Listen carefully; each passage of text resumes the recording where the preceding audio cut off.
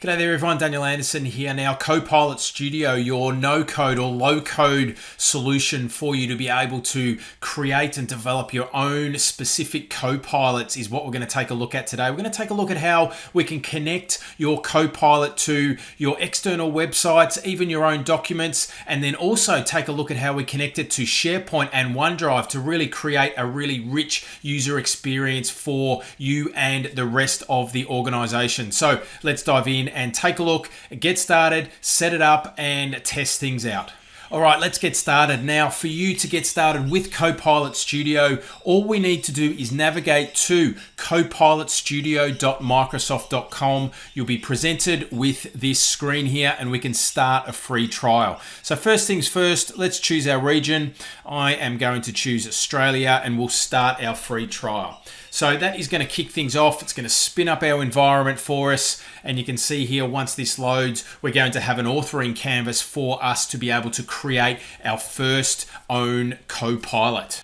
So we're now up and running and loaded. You can see that Power Virtual Agents is now Microsoft Copilot Studio. So that's the welcome screen that we get. We click on done and then we're taken to this screen here where we can create a Copilot. So I'm going to click on New Copilot. Now we're going to create a Copilot all around our policies. All right. So the first thing we're going to do is name our Copilot. So let's call this Policy Copilot.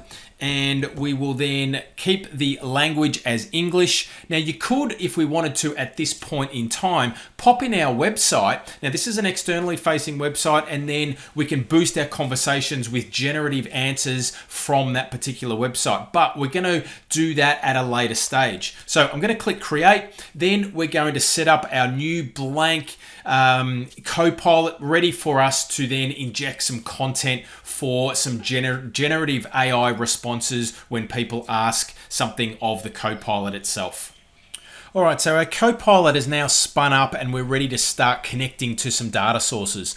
Now we can see here that we're presented with this screen setting up our generative AI where we can give our Copilot knowledge for us to chat with it over. We can point to websites, internal SharePoint files, and lots more as well. So the first thing we're going to do is just connect it to an external website. Now I'm going to use the Microsoft Viva website to start with, just to give us an example. I know it doesn't relate to policies, but just to give us an example of what we can do. Now we can see here that when we jump into generative AI, we've got the ability to tick this box where it says use generative answers. Now, once we tick that, it lights up a couple of different things for us where we can paste in our websites and our URLs.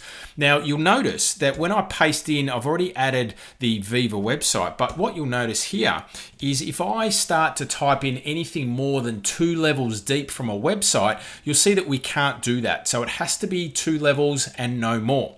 All right, so now that we've already got this all up and running, then you can see here that we can delete this if we want to as well. So then I'll just paste it back, I'll add this in, and then the save button will light up, and then we need to save our little Copilot. So I'll just hit that now and we'll remove it and then we'll add it back in. All right, so that's now the body's setting up and here we go now. And we've got our tick box, we're already here. I'll paste in the Viva URL, I'll hit add, and then I'll hit save again. Now, once that's saved, what we can do is use our testing environment here to provide some answers. All right, so let's ask our Copilot what the business value of Microsoft Viva is. So let's, what is the business value of Microsoft Viva?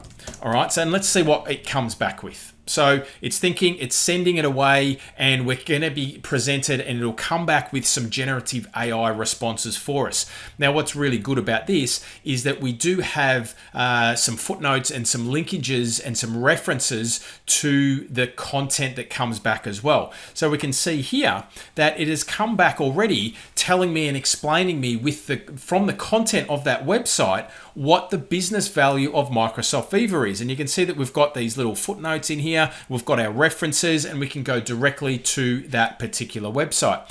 Now, another thing that we can do here is we can upload our own documents. So let's find a document. We're going to upload it into here and then let's combine our content both from the website and also with the uploaded document and see what the responses are with that content.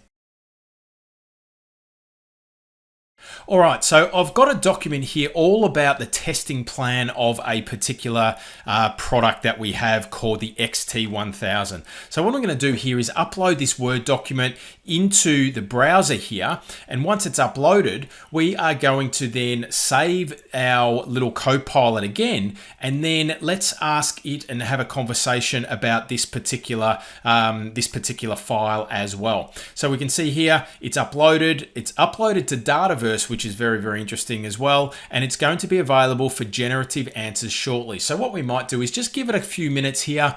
And with the power of video editing, we'll come back and we'll ask some questions. All right, so we're back. We've given it a couple of minutes now to reason over the data out of that document. Now let's find out what the project scope of this XT1000 test plan is. All right, so let's go, let's ask what is the project scope for the XT1000 test plan, and let's see what we get. All right, so again, we've uploaded our document. Let's now have a look and see what we get back and see if we get an accurate answer here. So it's sending it away, it's reasoning over and giving us some ideas or coming back with the content and a generative answer from that particular document. And you can see here that it tells me what the project scope was from that document, okay? And it also gives us a citation. It also comes out gives and presents the key stakeholders. So if I bring this document over here, what we will see is that we've got a little table here of our key stakeholders. Here's the project scope, and it's also surfaced the stakeholders out of that particular document as well. So now we're pointing to a website and we're pointing to a document as well. So we're starting to build out our little Copilot. Now, the next step and the next thing that we're going to take a look at is how we can connect this Copilot now to our SharePoint environment to really give us a real world example. And the scenario we're going to take a look at is around our policies. All right, so we've got a document library and a SharePoint site that house all our policies. Let's have a look at how we connect this Copilot to that SharePoint site.